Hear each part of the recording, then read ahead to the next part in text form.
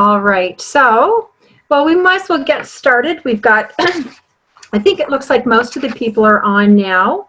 So good afternoon, everyone, and welcome to all of you who have joined us from across Canada and beyond for the next in our continuing series of topics from the field of medical fitness exercise. I'm your host, Heather Creamer with Medexin Fitness Institute, and today we're very excited to have with us Andrea Leonard, who's the president and founder of CETI, the Cancer Exercise Training Institute. Before we begin the presentation, just an announcement, everybody will be joining the webinar on mute. And if you have a question, you can scroll your cursor at the bottom of the screen and click on the Q&A to enter your questions. This webinar will be recorded, and we'll be sending out a link to the recording for those of you who have registered, and it will also be available for viewing on our Medexin YouTube channel. Medexin is very proud to be the CETI Canadian affiliate, as we help to bring awareness for the need to support the fitness goals of cancer survivors no matter where they are on their cancer journey. And this is especially personal for me as a cancer survivor of over 8 years, as it was my actual personal experience in looking for support as I recovered from my cancer treatment. That was the driving force which led me to become a cancer exercise specialist myself. And in today's webinar, Andrea will show you how you can make a difference in the lives of the over 2.3 million cancer survivors living in Canada while you build your fitness business as a cancer exercise specialist. So a little background of Andrea. I mean, I did a short bio. It could be pages and pages. It's amazing. She's amazing. Andrea is the president and founder of the Cancer Exercise Training Institute and the PFP Trainer of the Year for 2019. She's a 35-year cancer survivor, and she's got over 27 years of experience in the fitness industry. And she's become the go-to authority on cancer exercise. She's a sought-after speaker, the author of 16 books, and the developer of the groundbreaking certification, Cancer Exercise Specialist Advanced Qualification, now in its 12th edition. Andrea has grown the cancer exercise specialist community to over 10,000 strong globally. She's traveled extensively and presented throughout North America, the Middle East, and Asia. And that includes her recent workshop on cancer exercise, which she presented in 2019 at the Idea World Convention in Anaheim, California. She's also a subject matter expert for the National Federation of Personal Trainers and chairperson for the Medical Fitness Foundation Education Advisory Board, and she's on the advisory board for MedFit Network. She's an amazing lady, a mentor for me and so many others in the fitness industry, and a friend. I'm so proud to call her my friend. So welcome, Andrea. Thank you, Heather, and I am proud to call you my friend as well. And we have to update now since it's 2020. I'm a 36-year survivor, a 28-year personal trainer. That's right. I just got to get that extra year of survivorship in, you know. It's the feather in my hat. Absolutely. Yeah. With cancer was your mom, but you have 23 first-degree relatives that were diagnosed with cancer.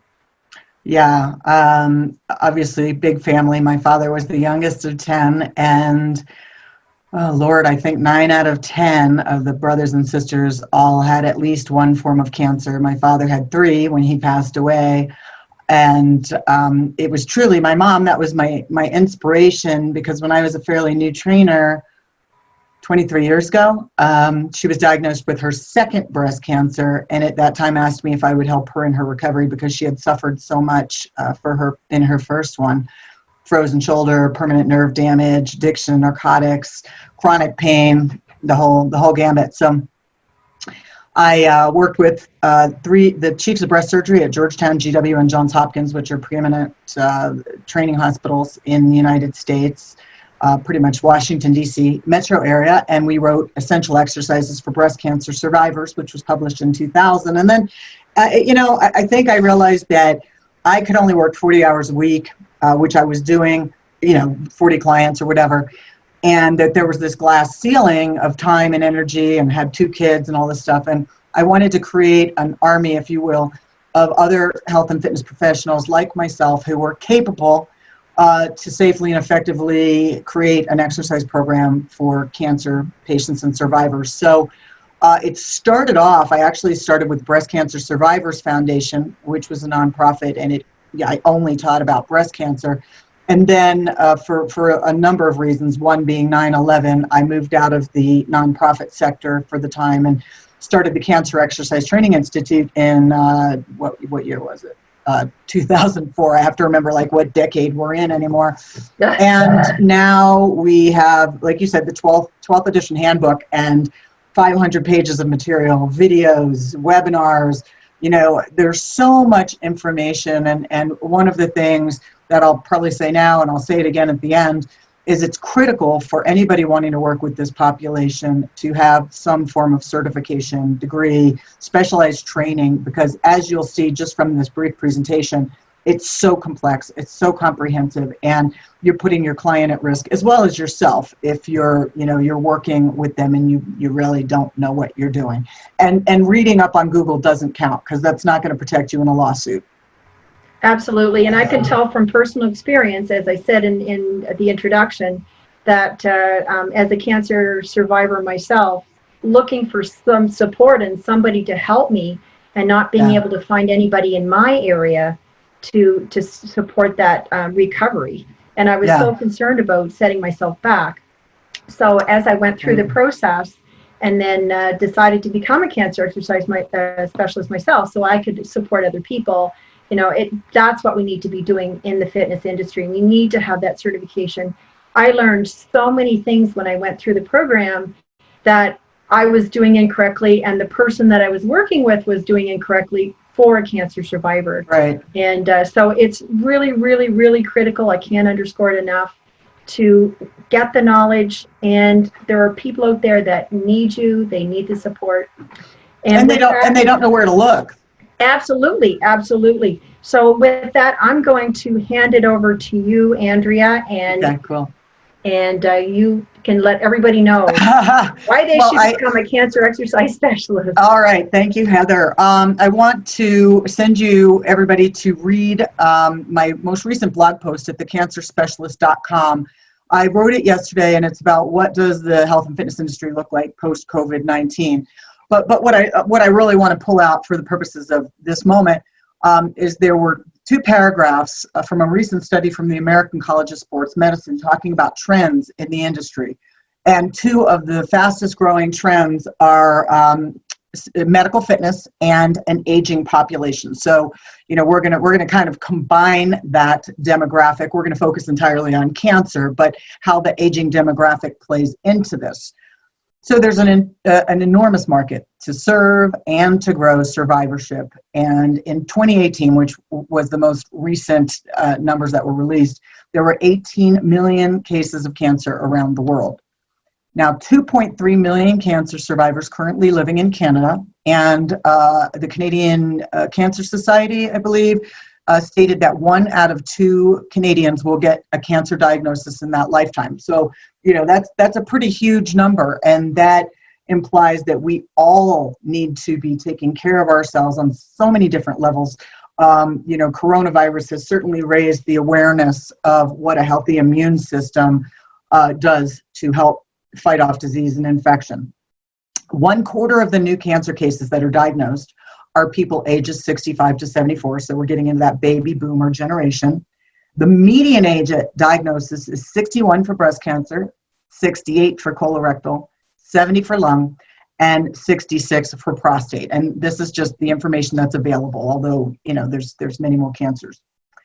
In 2018, there were approximately 43.8 million cancer survivors diagnosed within the previous 5 years. Now, this, of course, is globally. And by 2040, the global burden is expected to grow to 27.5 million new cancer cases. So even though you are in Canada, bear in mind, and especially with what we're seeing now with all the fitness centers closed down, a lot of people are going to be looking for virtual training, virtual assistance. So while you certainly need to take care of your own, it also offers the opportunity for you to reach out to people anywhere in the world. The amazing thing is that despite the plethora of evidence, people's behavior remains the same. And statistically, roughly only about 25% of the population, including adults and children, are getting the minimum required amount of cardiovascular strength training exercise. So we're seeing, I know in the United States, I think the obesity rate's something like 60%. It's absurd. So how do we change behavior? Well, one of the things that we can do collaboratively is to educate. And this all goes into building a business, regardless of what your specialty is. You want to create a community. You want to provide, as much information as possible, help people, earn your reputation as the expert in the field. And then, once you've kind of proven yourself or your worth or your value, then you can start to offer things that, require a membership fee or a personal training hourly rate or whatever the case is. But the first thing is to get your training and then, get your expertise and establish yourself as an expert. So one of the ways, as I'm presenting these slides, think about how you could create, a Zoom conference, or you could do a Facebook Live or a pre-recorded presentation on any of these subjects, and reach out. I mean, we have the whole wide world at our fingertips. And Heather, you had mentioned that I had trained over 10,000 people, and the places that I've trained. We actually have cancer exercise specialists in, I think, over 33 countries, and there are now more than 11,000 of us, which is really quite remarkable. So we all know that exercise is critical for a healthy body, healthy mind, but it is important for cancer prevention. And it is linked specifically to colon, stomach, esophageal, bladder, kidney, colorectal, and breast cancer. So many studies have shown that exercise can minimize the risk of getting these cancers, and also increase life expectancy for various cancers as well for people who exercise versus those who do not. This is something that I use in my flyer that I give out at doctor's offices. So you might have cancer prevention, cancer treatment, cancer recovery on your trifold brochure. Improved treatment tolerance. So it enables certain people to tolerate the various levels of treatment. They can either have a more intense form of treatment that ends sooner, or just get through so that they get the desirable results, because sometimes the treatment is so awful people have to quit the treatment. Reducing nausea, also increasing appetite. A lot of cancer patients suffer with cancer cachexia or muscle wasting. So, anything that's going to help stimulate their appetite will help to minimize that. Reduced fatigue. 76% of cancer patients have debilitating fatigue. The endorphins that you produce while exercising can help minimize that fatigue. But this is all if done properly, because if you do too much too fast, then you can actually set someone back even more. Maintain lean muscle mass, which is critical with muscle wasting. Decrease pain. So, whether the pain is from the surgery, whether it's from the treatment, there's so many different factors. It could be from a muscle imbalance. We can help minimize the pain by identifying muscle imbalances, range of motion limitations, and determining the source of pain, which in many cases is from ischemia or lack of blood flow to a particular area. And we see that a lot with cancer surgery. Improved sleep. You must get a good 8 hours of sleep for your body to heal. And I've been doing quite a lot of research on increasing your immunity, improving your immune system. You have to have a high enough caloric intake of protein, at least 8 hours of sleep, manage stress, and then exercise. Those were 4 of the most critical components. We're also going to, this is kind of same thing, increased energy, decreased fatigue, but people have a greater zest and satisfaction with life, and decreased depression. So most people who are diagnosed with cancer, at least for some period of time, find themselves in a deep, dark depression. In recovery, we can help regain range of motion. I'm sure Heather can attest to, after breast cancer surgery, reconstruction, axillary node dissection, the ability to move the arm through different planes of motion can be restricted. And if somebody starts strength training before they have that range of motion back, they can have a more difficult time, because that that pathway or that plane of motion is now strengthened in this restricted way. And so we always want to regain range of motion before we add a load. And then when we are ready to stretch and strengthen, we can correct muscle imbalances that lead to long-term degeneration and pain. We can prevent and manage lymphedema, which is the swelling of a particular area, usually an extremity, that has received radiation and or lymph node removal, and can also be exacerbated by a buildup of scar tissue and adhesions. So we can prevent that. We can also educate our clients about that, because the majority of them are never even told about lymphedema. So we can teach them how to prevent it, how to identify it, and then how to manage it. We increase lean muscle mass and kind of simultaneously, and in the process, lose weight and body fat. That extra body fat that may be caused by being thrown into menopause or menopausal-like symptoms can increase the risk of lymphedema. It can also increase the risk of future cancers, heart disease, diabetes. So it's really important that we get somebody working with a dietitian, a registered dietitian, a nutritionist, somebody like Heather, a holistic nutritionist, who can help this person get their caloric needs met, but at the same time get high quality foods that are going to help them increase their immune system and also lose weight.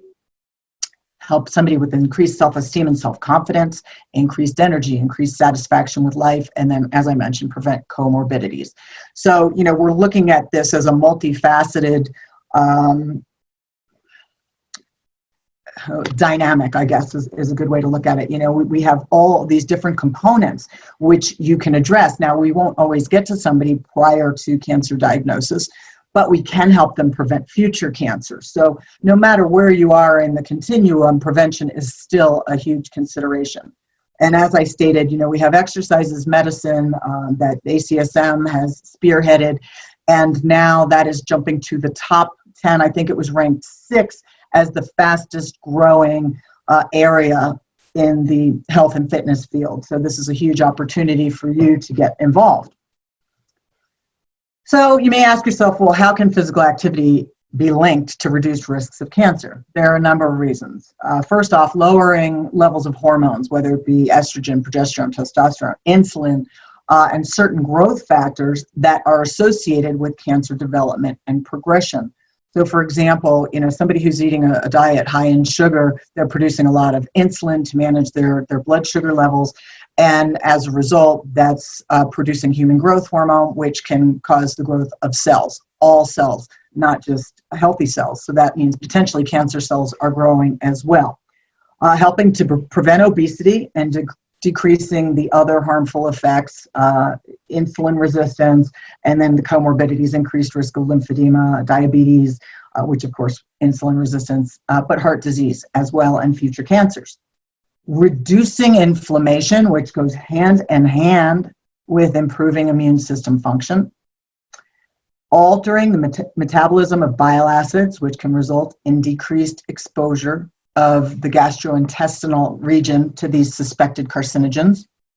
And ultimately reducing the amount of time that the potential carcinogens are in contact with the mucosal lining of the stomach.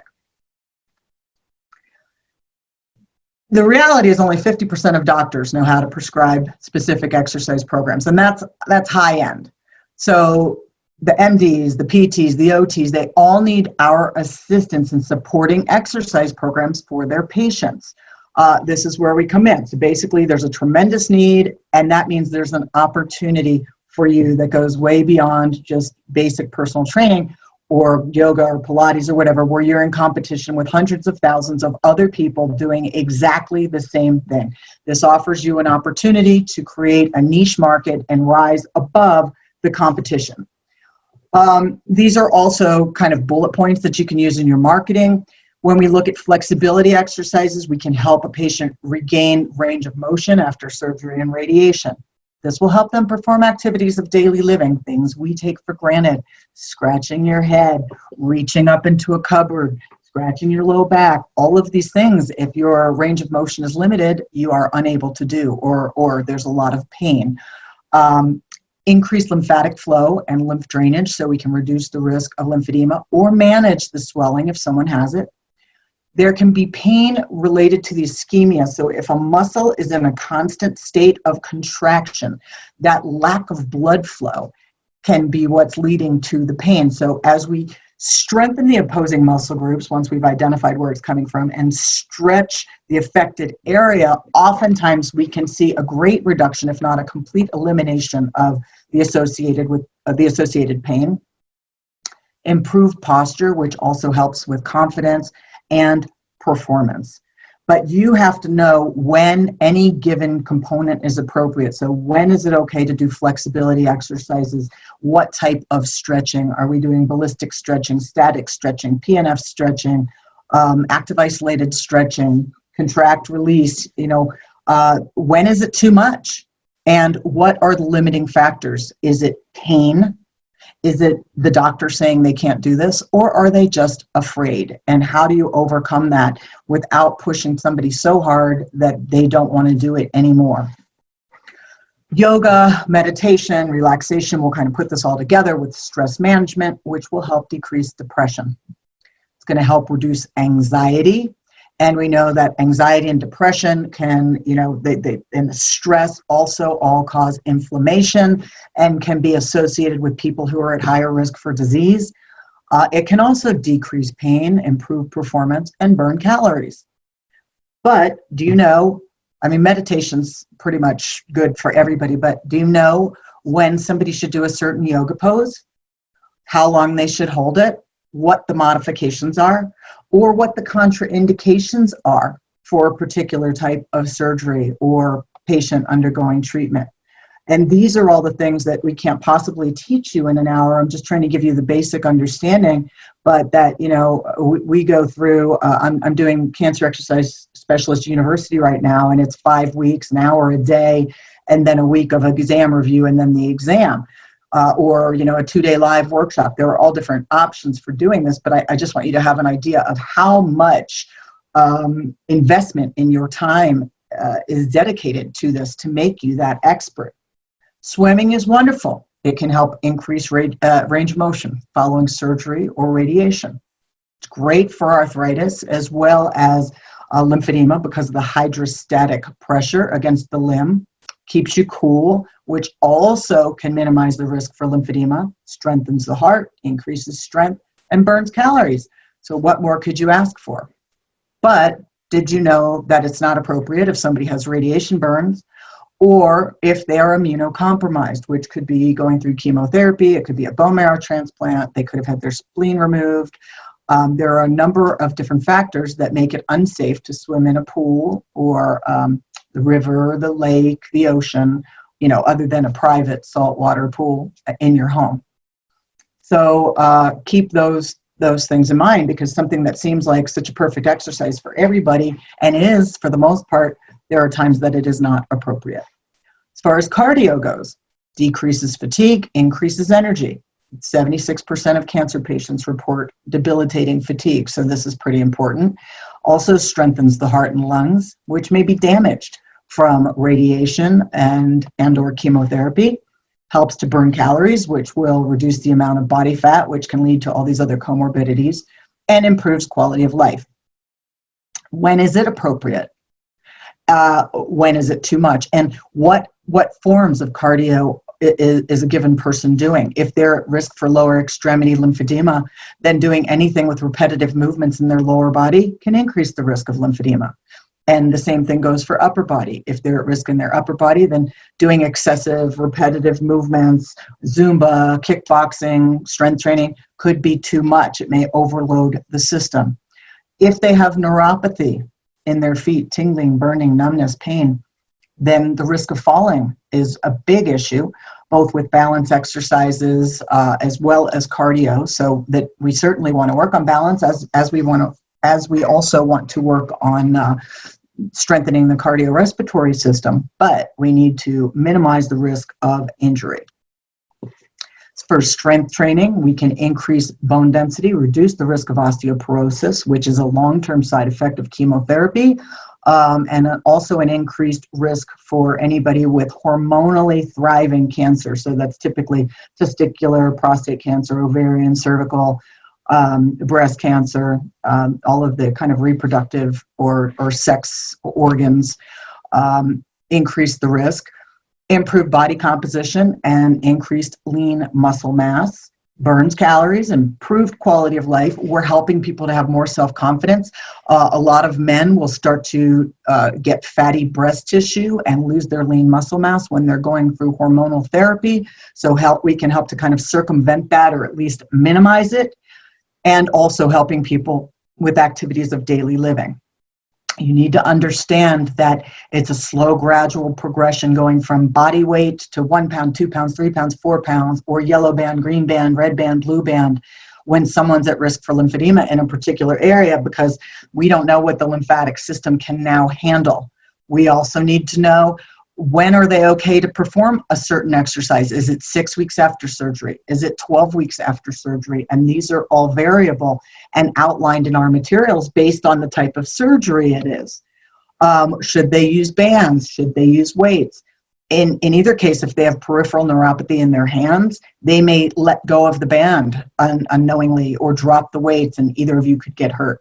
If they're at risk for lymphedema, they don't want to wrap the band around any part of their body that is at risk for lymphedema. So all of these things play a critical role.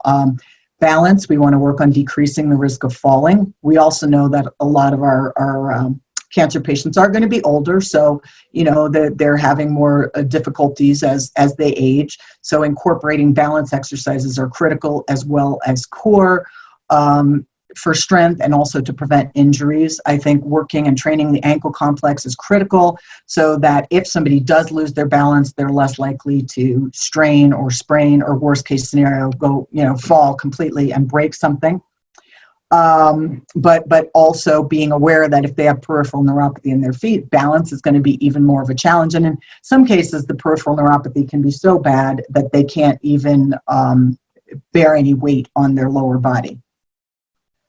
So why does mainstream exercise programming fail when it comes to cancer patients? I mean, the reality is, one, there's a disconnect, and you've got the medical system here, the fitness system here, and the cancer patients get here and they fall into this moat. So we need to be that bridge that helps people transition and continue on that healthcare continuum. We have doctors that don't know where to refer their patients to. We have insurance that only covers a certain number of visits with a physical therapist, physiotherapist, occupational therapist. So everything is essentially set up to fail right now. And we are trying to make this a new standard of care, to have this accepted as mainstream, rehabilitation and then post-rehabilitation. As for the safety and efficacy of the exercise program, you have to ask yourself, what is the purpose? Why am I doing this particular exercise? Does it make sense? Why am I doing bicep curls? What are you trying to gain? Why am I doing squats? What are you trying to gain? So everything should have a reason behind it, and look at the risk of doing something versus the reward. So the risk could be, are they going to get lymphedema? I know they need to lift weights, and that the reward is building lean muscle, but the risk is that they might get lymphedema. So how do I do this? I know they need to work on balance, but the risk is that they might fall. So how do I do this? And that's where specificity is really important. So, things like squatting, everybody needs to do a squat. Yet how many people will tell you, I can't squat, my knees hurt. Yeah, you can squat. That's how you get on and off a toilet, in and out of a chair, in and out of a car, so on and so forth. So what we need to do then is identify through the squat test, through the modified Thomas test, postural assessment, what muscle imbalances are causing the pain that makes somebody say, I can't squat. And to teach them how to do these exercises that are relevant in everyday life, and they can do them with good form and pain-free.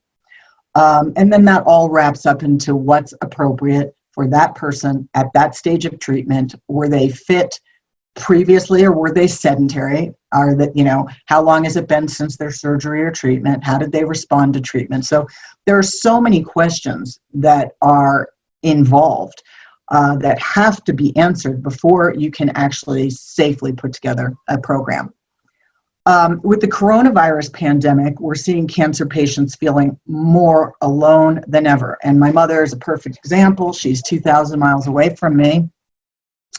is completely dependent on her neighbors and friends who live nearby to bring her food, to, take her dog out, whatever.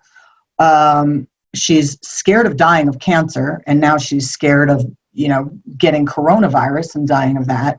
Completely isolated from for the most part, friends and family, and all of the things that an aging person really requires to thrive into old age. Because, I know they feel isolated and lonely, a lot of people to begin with, because they're not near their family, their spouse has died, they're no longer working, they're not part of a community. And then to be told you can't leave your home makes it that much worse. So this is really a prime opportunity not to take advantage of the situation, but to provide a service that people are looking for. They want the exercise. They want someone to help them. They don't know where to reach out. And a lot of them don't have the technological prowess to do things like this. I think people are learning out of just necessity right now. But this really is a great opportunity. And I started a Facebook group called the 10-Minute Quarantine Workout for Boomers. And really, I didn't want to say just cancer patients, because it's an aging population. And I've invited any fitness professionals to post 10-minute relevant workouts on there and introduce themselves and create a platform for yourself. But also it's a free service for people who just want just 10 minutes, just something basic. And a lot of people, that's all they can handle. In fact, it was my mom's idea. She said, can you just give me a 10-minute workout? So check that out. And many fitness professionals think working as a cancer exercise specialist, you'd only work maybe one-on-one, but there's huge opportunity to work in small groups. Absolutely. You can do not only in person, obviously we can't do that now, but online as well. Maybe talk a little bit about how you would work with a group and what some of the suggestions would be. And this is, it's Pilates, it's yoga, it's Zumba, it's aquatics. You can take whatever modality that you work with and you can adapt it accordingly. And, one of the things about teaching a group class is that you potentially don't know who's coming in the door. So for a cancer-specific class, I always suggest that people kind of dial it in a little bit. So start with something like, we're going to do prostate cancer. And then kind of maybe even take that down another notch and either say people undergoing treatment or people who are through with treatment, because you're going to have a huge variance in where they're at, which is just going to make your life that much more difficult as the instructor and make it harder for you to keep us safe for everybody there. That doesn't mean that you have to do it this way. I'm just giving you, in a perfect world, this is how I would do it. I would start and end the class at a specified time, so 8 weeks, and make sure that the same people are going through it for the entire time. New people don't jump in the middle, because that takes away the attention of the teacher. It's distracting. It takes away from everybody. So you're going to start this prostate cancer recovery class starting May 1st to July 1st. I don't even know what day of the week it is anymore. Let's say it's free. Let's say you work at the YMCA and you're a paid instructor. What I would do is I would make it a prerequisite, if possible. Obviously, this depends on the rules of the gym and what have you, to charge $30 or $40 for a half-hour assessment. So at the very least, you can do a real quick health history, postural assessment, range of motion, so you at least have some foundation of who's in your class. And then a great idea is you buy those rubber bracelets. We get them in a rainbow of colors. So maybe red means upper extremity lymphedema, green is lower extremity lymphedema, yellow is chemotherapy, blue is radiation, whatever. And when you see these colors, you can quickly identify, okay, this person's at risk for upper extremity lymphedema. So when I'm showing a certain exercise, I might say, anybody with a red band, you're not going to do this. Instead, you're going to do this. And it's just such a great way to teach a class, not just for cancer patients, but anybody with special needs. It's a great way to identify people without pointing or calling out names. And then I think it's nice to have a variety. So I usually start off with about a 15-minute aerobic warm-up. And I would do, and obviously this depends on the length of your class, but in an hour class, and I would do, grapevines and heel digs and marching and whatever the class could do. It could even be in a seated chair. Obviously, you're not going to do that in yoga, but you might do more of a flow type progression. Everybody's going to have variables depending on what you're teaching. And then the next half hour, I do strength training, and I might focus on Tuesday. Maybe we're doing chest, back, and legs. And Thursday, we're doing biceps, triceps, shoulders, and legs, or however you want to break it up. Keeping in mind that you're starting and progressing slowly. We're using light bands or light resistance, maybe setting up like a Reebok step as a platform, that they can use as an exercise bench, as well as a step, as they can use it for whatever they need. And then I finish the last 15 minutes with a cool down and lymph drainage exercises. And so if it were just prostate cancer patients, I would just do lower extremity lymph drainage, finish with some breathing exercises, and then that's it. And the thing about classes is you've got this kind of an extended family for a lot of cancer patients. The camaraderie is really important and a huge part of their recovery. While other people do not identify as a cancer patient or survivor, and they just want to get back in the gym and do what they did before and forget it ever happened. Right. So we did have a question come in.